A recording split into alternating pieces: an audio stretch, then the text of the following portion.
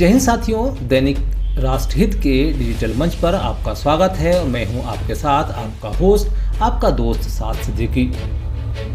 पेश है देश और प्रदेश की खास खबरें।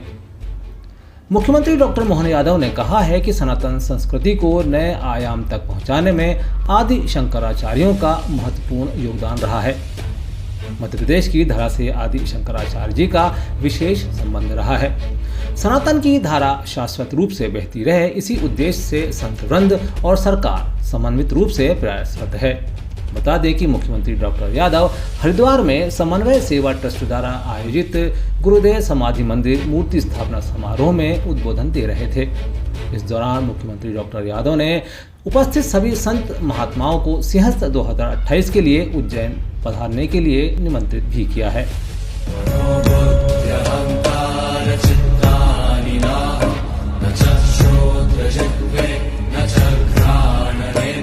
कुंभ मेले के समान हमारे सिंहस्थ की तैयारी भी हम सब कुछ कर रहे हैं और उम्मीद कर रहे हैं कि आप सबके माध्यम से सनातन की ये धारा शाश्वत रूप से बहती रहे। मैं अपनी ओर से पुनः प्रदेश सरकार की ओर से अपना प्रतिनिधित्व यहाँ देते हुए आप सबको आमंत्रण भी दे रहा हूँ।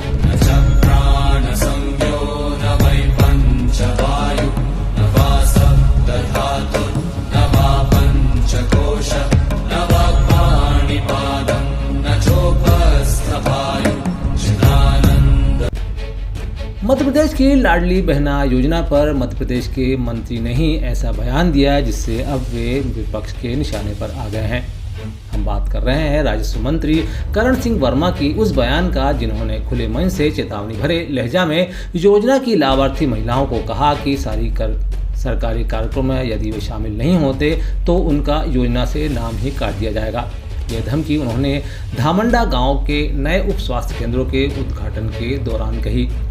सोशल मीडिया पर यह वीडियो काफी वायरल हो रहा है, जिसके बाद अब वह विपक्ष के निशाने पर हैं। लाडली बहन अपने यहाँ 894 बहनों को 1500 रुपये महीना दे रहे हैं। आई कितनी बहने? अब एक दिन बोलेंगे शिवमंडल सब मैडम को सबको बुलाओ, बहना को नहीं आई तो नाम कट जाएगा उनका। दे देंगे यहाँ से रिपोर्ट। अरे भाई जो देता उसका बोलो। चुनावी राजनीति में फ्री बीज यानी मुफ्त सामान बांटने की परंपरा को खत्म करने से जुड़ी याचिका पर सुप्रीम कोर्ट की 3 जजों की पीठ मार्च में सुनवाई कर सकती है। सीजेआई जस्टिस सूर्यकांत ने इसे गंभीर मसला बताया है। इस मामले पर याचिकाकर्ता वकील अश्विनी उपाध्याय ने अहम जानकारी देते हुए बताया है कि जिस प्रकार से पॉलिटिकल पार्टियों ने इसे टूल बना लिया है, इसके खिलाफ 3 जजों की बेंच आगामी मार्च में इसकी सुनवाई के लिए तैयार है। भारत का बच्चा इस समय कर्ज में डूबा हुआ है। हर एक भारत का जो छोटा बच्चा पैदा हो रहा है वो भी 1.5 लाख के कर्जे में है। कानून कहता है रिप्रेजेंटेशन ऑफ पीपल एक्ट कि आप इलेक्शन के पहले लोगों को जो है न कोई चीज़ दे नहीं सकते जिससे उनका दिमाग बदले। लेकिन पॉलिटिकल पार्टी चुनाव के पहले ये घोषणा कर सकती है कि वो 5-5 हज़ार रुपये ट्रांसफर करेगी महीने, वो स्कूटी देगी, वो मंगलसूत्र देगी, वो कलर टीवी देगी। माननीय सुप्रीम कोर्ट ने यही कहा है कि चूंकि मामला रेफर हो चुका है बड़ी बेंच को, उसके लिए स्पेशल बेंच बनानी पड़ेगी 3 जजों की, और फरवरी में भी संभव नहीं है तो मार्च में इसके ऊपर एक बेंच। दिल्ली के सोशल मीडिया प्लेटफॉर्म पर तेजी से गर्दिश कर रही एक खबर, जिसमें कहा जा रहा है कि दिल्ली में बड़ी संख्या में वहां के पुरुष, महिलाएं और ख़ास तौर से बच्चे गायब हो रहे हैं, जिनकी संख्या हज़ारों में हो सकती है।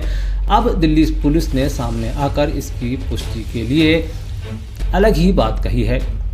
दिल्ली पुलिस ने कहा है कि जिस तरह से यह प्रचार किया जा रहा है वह एकदम भ्रामक खबर है और इस पर यकीन करना और इससे पैनिक होने की बिल्कुल आवश्यकता नहीं है।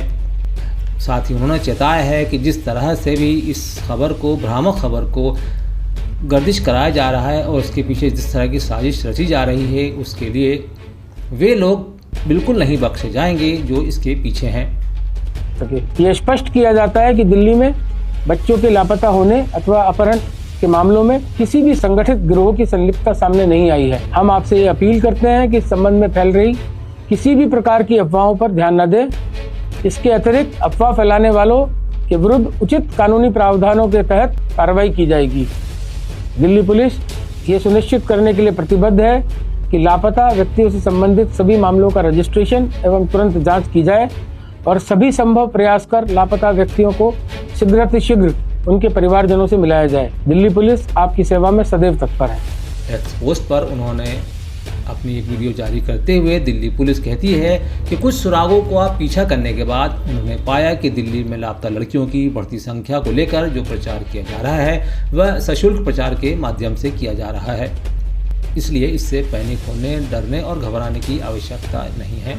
असम के मुख्यमंत्री हिमंता बिस्वा शर्मा की मुश्किलें बढ़ती हुई दिख रही हैं। इससे पहले जब all India personal law board ने उन्हें कोर्ट में घसीटा था, वहीं अब एक अन्य मामले में प्रसिद्ध असमिया बुद्धिजीवी हिरण गोहाई, असम के पूर्व डीजीपी हरे कृष्ण डेका सहित असम के कई सिविल सोसाइटी संगठनों के सदस्यों ने गुवाहाटी हाईकोर्ट के मुख्य न्यायाधीश को पत्र लिखकर मुख्यमंत्री हिमंता बिस्वा शर्मा के खिलाफ स्व मोटो संज्ञान लेने की मांग की है।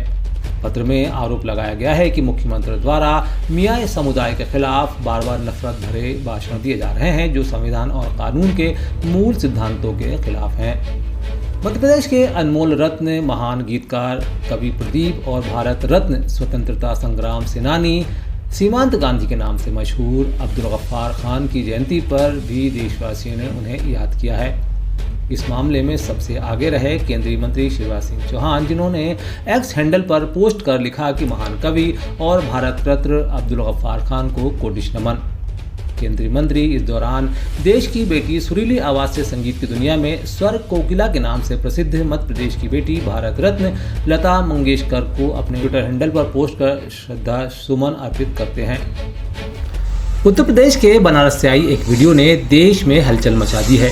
बताया जा रहा है कि यह वीडियो किसी स्कूल की है जहां पर वे झाड़ू लगाते हुए दिखाई दे रहे हैं। ऐसे में सवाल उठाया जा रहा है कि जिस उम्र में बच्चों के हाथ में कलम होनी चाहिए थी, उनसे स्कूल में झाड़ू लगवाई जा रही है, जो शर्म का विषय है। ऐसे में कांग्रेस ने वीडियो पर अपनी तीखी प्रतिक्रिया देते हुए इसे यूपी की भाजपा सरकार पर निशाना साधा है। साथ ही उन्होंने इसे शर्मनाक भी बताया है।